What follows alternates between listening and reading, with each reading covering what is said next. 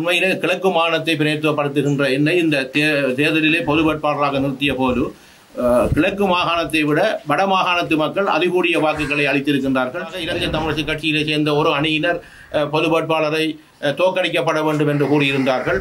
ஆகவே இன்னொரு பாராளுமன்ற தேர்தல் இடம்பெறுமாக இருந்தால் நாங்கள் தமிழ் தேசிய அரசியலை மையப்படுத்துகின்ற சகல கட்சிகளும் ஒரு அணியில் ஒரு குடையின் கீழ் நின்று நாங்கள் இந்த தேர்தலிலே சந்திப்போமாக இருந்தால் மாத்திரம்தான் எங்களின் பிரதிநிதித்துவத்தை அதிகரிக்கக்கூடியதாக இருக்கின்றது. அனுரகுமார திசாநாயக் அவர்களுக்கும் நாங்கள் சில செய்திகளை கூற வேண்டியிருக்கின்றது. பல்வேறுபட்ட இனவாத நடவடிக்கைகளில் அல்லது இன பிரச்சனை சம்பந்தமாக முரண்பட்ட கருத்துக்களை அவர் கூறியிருந்தாலும் கூட இப்பொழுது 9வது ஜனாதிபதியாக அவர் பதவியேற்றிருக்கின்றார். உண்மையிலே இணைந்த வடகிழக்கில் ஒரு நிரந்தர அரசியல் தீர்வை தருவதற்கான அவர் அந்த முயற்சிகளை மேற்கொள்வார் என்ற நம்பிக்கை எங்களுக்கு இருக்கின்றது. Active Green and Rose, it's fully certified tire and automobile service by professionals. வாகனம் திருத்துவதில் நீண்டகால அனுபவத்தை கொண்ட ரமேஷ் சரவணமுத்துவின் நிர்வாகத்தில் Active Green and Rose Complete Tire and Auto Center சகலவிதமான வாகனங்களின் நேர்த்தியான திருத்த வேலைகளை துரிதமாக செய்து தரவும் tune ups, brakes, muffler, alignment, oil changers, tyre என அனைத்தையும் ஒரே இடத்தில் பெற்றுக்கொள்ள ஸ்காப்ரோவில் Active Green and Rose. வடகிழக்கை பிரதிநிதித்துவப்படுத்தி Tamil தேசிய பொது கட்டமைப்பு என்கின்ற அமைப்பு, அதாவது 83 சிவில் அமைப்புகளும் 7 தமிழ் அரசியல் கட்சிகளும் இணைந்து ஒரு தமிழ் பொது வேட்பாளராக என்னை நிறுத்தியிருந்தார்கள். அதன் அடிப்படையிலே நான் அந்த தேர்தல் பிரச்சாரங்களிலே என்னோடு சேர்ந்து அந்த பொது கட்டமைப்பினர் அரசியல் கட்சியினர் சேர்ந்து நாங்கள் எடுத்த அந்த முயற்சியின் காரணமாக என்றும் இல்லாத வகையில் ஏறக்குறைய 2,26,362 வாக்குகள் எனக்கு வாக்களித்திருக்கின்றார்கள். உண்மையில் இந்த வாக்களித்த மக்களுக்கு நாங்கள் நன்றி செலுத்த வேண்டியவராக இருக்கின்றோம். அதே நேரத்தில் இலங்கை அரசியல் வரலாற்றில் ஜனாதிபதி தேர்தல் முறை 1978 புதிய அரசியல் யாப்பிலே கொண்டு வரப்பட்டு 1982 ஆண்டு தொடக்கம் இன்று வரையும் அந்த 9 ஜனாதிபதி தேர்தல்களிலே பல தமிழர்கள் போட்டியிட்டிருக்கின்றார்கள். குமார் பொன்னம்பலம் ஐயா அவர்கள் போட்டியிட்டிருக்கின்றார் 1982 ஆண்டு. அதுக்கு பிறகு எங்கள் சிவாஜிலிங்கமன்னன் 2 முறை போட்டியிட்டிருக்கின்றார். அவர்கள் தனி வேட்பாளராக போட்டியிட்டாலும் இந்த முறை தேர்தலிலே ஒரு பொது வேட்பாளராக பலரின் முயற்சியின் காரணமாக ஒரு தமிழ் தேசிய அரசியலை மையப்படுத்தி இந்த தேர்தல் இடம்பெற்றது.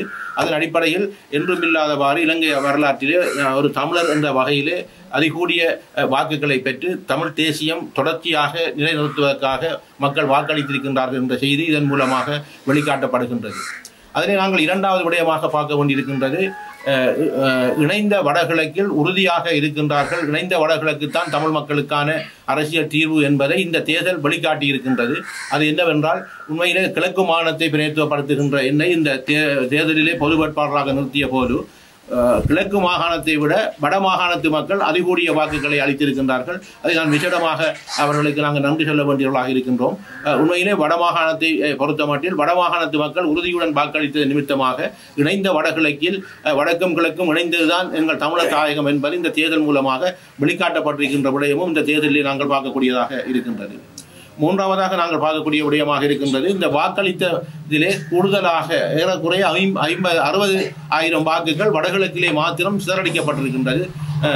அதில் என்ன விடயம் என்றால் குறிப்பாக நாங்கள் கடந்த தேர்தல்களில் எல்லாம் ஒரு நபருக்கு ஒரு புள்ளடி போடுகின்ற விடயத்தை நாங்கள் கூறியிருந்தோம்.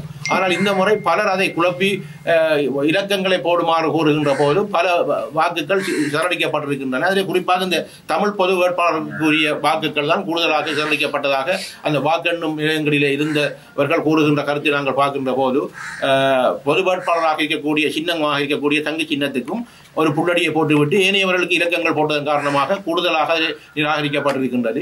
இலங்கையில் இருக்கக்கூடிய 22 மாவட்டங்களிலே அதிகூடிய வாக்குகள் நிராகரிக்கப்பட்ட மாவட்டமாக கொழும்பு மாவட்டம் இருக்கின்றது. இரண்டாவது நிராகரிக்கப்பட்ட மாவட்டமாக யாழ் மாவட்டம் இருக்கின்றது. ஏறக்குறைய 25,000 வாக்குகள் அதிலே நிராகரிக்கப்பட்டிருக்கின்றது. ஆகவே இந்த விடயங்களை நாங்கள் பார்க்கின்ற போது உண்மையிலே அதிலே பாராட்ட வேண்டியதாக இருக்கின்றோம்.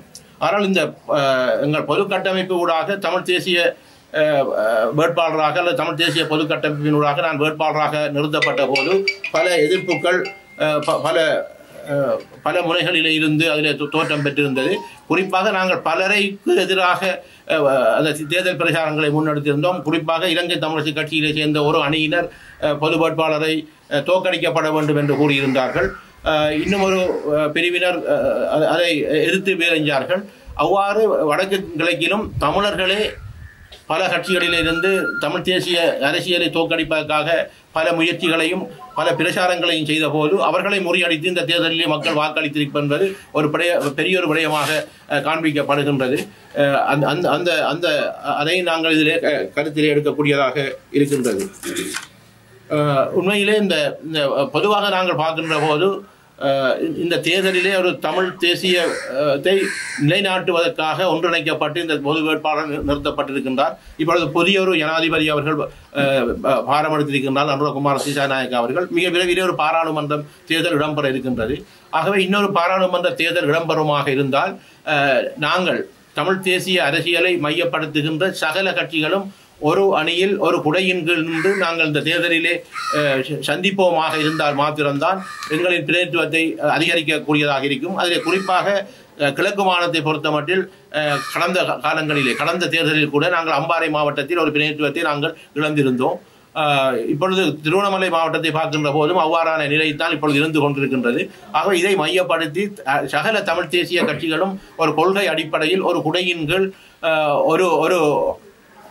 ஒரு சின்னத்தின் கீழ் நாங்கள் போட்டியிடக்கூடிய ஒரு தேவை எங்களுக்கு இருக்கின்றது என்பதை அனைவரையும் நாங்கள் இதில் அரவணைத்து செல்ல வேண்டும் என்ற வகையிலே இந்த ஜனாதிபதி தேர்தலிலே நாங்கள் பிரிந்திருந்தாலும் ஜனாதிபதி தேர்தலில் இருந்து எங்கள் கருத்து முரண்பாடு காரணமாக சில பிரச்சாரங்களை நாங்கள் மேற்கொண்டாலும் கூட இனிவரும் காலங்களில் அந்த முரண்பாடுகளை தவிர்த்து இந்த வருகின்ற பாராளுமன்ற தேர்தலில் ஒரு குடையின் கீழ் ஒரு அணியில் ஒரு சின்னத்தில் நாங்கள் இந்த தேர்தலிலே போட்டியிடுவதற்கு அனைவரும் ஒன்றிணைய வேண்டும். அதற்கான அழைப்பையும் நான் ஒரு பொது வேட்பாளர் என்ற வகையிலும் மக்களால் 2,26,000 வாக்குகளை பெற்றவன் என்ற அடிப்படையிலும் நான் இதில் எல்லோருக்கும் நான் இந்த எல்லா கட்சிகள் தலைவர்களுக்கும் இதில் முரண்பட்டிருக்கின்ற கட்சிகள் அது முரண்படாமல் இருக்கின்ற அனைவரையும் ஒரு குடையின் கீழ் வர வேண்டும் என்று நான் இந்த பகிரங்கமாக இந்த ஊடக சந்திப்பிலே அந்த வேண்டுகோளை விடுக்கின்றோம். ஆனால் இதிலே சிலர் கூறுகலாம் பொது கட்டமைப்பு, அதாவது ஒரு பொது வேட்பாளரை நாங்கள் நிறுத்திய போது இதில் ஏற்பட்ட விடயங்கள் அல்லது அதன் லாபங்கள் அல்லது அதுக்கான விடயங்கள் இதில் சொல்லவில்லை. சிலர் பொது வேட்பாளர் போட்டது தமிழ் தேசிய அரசியலில் விரோதமாக தோற்கப்பட்டிருக்கிறார்கள் என்று கூட கூறலாம். ஆனால் இதை ஒன்று நாங்கள் பார்க்க வேண்டிய விடயமாக இருக்கின்றது. இந்த பொது வேட்பாளரை தோற்கடிப்போம் என்று கூறியவர்களை நாங்கள் வெற்றி பெற வைத்திருக்கின்றோம் என்பதை உண்மையிலே நாங்கள் பார்க்கக்கூடியதாக இருக்கின்றது. சுயலாபத்துக்காக அல்லது சுய அரசியலுக்காக நாங்கள் பலர் இதற்கு எதிராக பேரஞ்சாலும் கூட மக்கள் திரட்சியாக சென்று வாக்களித்திருக்கின்றார்கள். இதை நாங்கள் மையப்படுத்தி எதிர்வரும் காலங்களில் ஒற்றுமையாக நாங்கள் செல்லாமல் விடுவோமாக இருந்தால் எதிர்காலத்தில் நாங்கள் பாரிய சவால்களை சந்திக்க வேண்டி இருக்கும் என்பதை நான் முதலில் இந்த பொது வேட்பாளர் என்ற அடிப்படையிலே கூறிக்கொள்ள விரும்புகின்றேன். இரண்டாவதாக இந்த பொது ஜனாதிபதியாக தெரிவு செய்யப்பட்டிருக்கின்ற அனுரகுமார திசாநாயக்க அவர்களுக்கும் நாங்கள் சில செய்திகளை கூற வேண்டியிருக்கின்றது. பல்வேறுபட்ட இனவாத நடவடிக்கைகளில் அல்லது இன பிரச்சனை சம்பந்தமாக முரண்பட்ட கருத்துக்களை அவர் கூறியிருந்தாலும் கூட இப்பொழுது 9வது ஜனாதிபதியாக அவர் பதவியேற்றிருக்கின்றார். உண்மையிலே இணைந்த வடகிழக்கில் ஒரு நிரந்தர அரசியல் தீர்வை தருவதற்கான அவர் அந்த முயற்சிகளை மேற்கொள்வார் என்ற நம்பிக்கை எங்களுக்கு இருக்கின்றது. அவருக்கும் நாங்கள் இதை ஒரு செய்தியை நாங்கள் கொடுத்திருக்கின்றோம். ஒற்றுமையாக கடந்த காலங்களில் 8 ஜனாதிபதிகளை நாங்கள் ஆதரித்தாலும் கூட இந்த 9வது ஜனாதிபதியில் ஏன் இவ்வாறு தமிழ் பொது வேட்பாளர் என்ற ஒரு விடயத்தை நாங்கள் விலக்கி இருந்தோம் அல்லது தமிழ் பொது வேட்பாளர் என்ற ஒரு எண்ணக்கரு ஏன் வந்தது என்றால் கடந்த காலம் ஜனாதிபதிகளாக ஏமாற்றப்பட்டதன் காரணமாகத்தான் அது இருந்திருக்கின்றது. ஆகவே இப்பொழுது நீங்கள் அதாவது அனுரகுமார திசாநாயக்கா அவர்கள் ஜனாதிபதியாக பதவியேற்றவுடன் இந்த வடகிழக்கு மக்களுக்கு இன்னும் சிதறடிக்காமல் அவர்களுக்கான ஒரு சுயநிர்ணய உரிமையை வழங்காமல் அவர்களுக்கான ஒரு சமஷ்டி அடிப்படையில் ஆன ஒரு தீர்வை அவரின் காலத்திலாவது வழங்கி தமிழ் மக்களையும் இணைத்து ஒன்றுபட்ட இலங்கைக்குள் ஒரு நிரந்தரமான ஒரு அரசியல் தீர்வை வழங்கி ஆட்சி செய்வார்களாக இருந்தால் உண்மையிலே ஒரு வரவேற்கத்தக்க ஆட்சியாக இருக்கும். அதை அவர் உணர்ந்து செய்வார் என்ற ஒரு விடயத்தை நாங்கள் இதிலே அவர்களுக்கு கூற வேண்டியவனாக இருக்கின்றோம். ஆகவே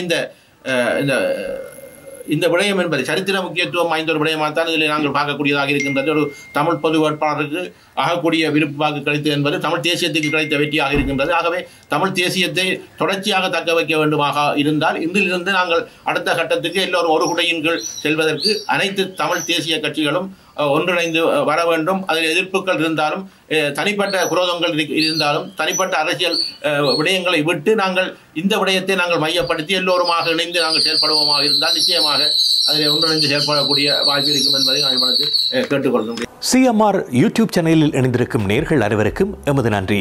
காமெண்ட்ஸ் பகுதியில் உங்கள் கருத்துக்களை தெரிவிக்க தவறாதீர்கள். முக்கிய செய்திகள், காணொளி தொகுப்புகள், நேர்காணல் என பலதரப்பட்ட அம்சங்களையும் உங்களுக்காக தருகின்றது CMR யூடியூப் சேனல். CMR என்று சர்ச் செய்து எமது யூடியூப் சேனலை சப்ஸ்கிரைப் பண்ணுங்கள். உங்கள் உற்றார் உறவினர் நண்பர்களோடும் இந்த காணொளி தொகுப்புகளை பகிர்ந்து கொள்ளுங்கள். அருகில் இருக்கின்ற முக்கிய காணொளி தொகுப்புகளையும் தவறவிடாமல் பாருங்கள்.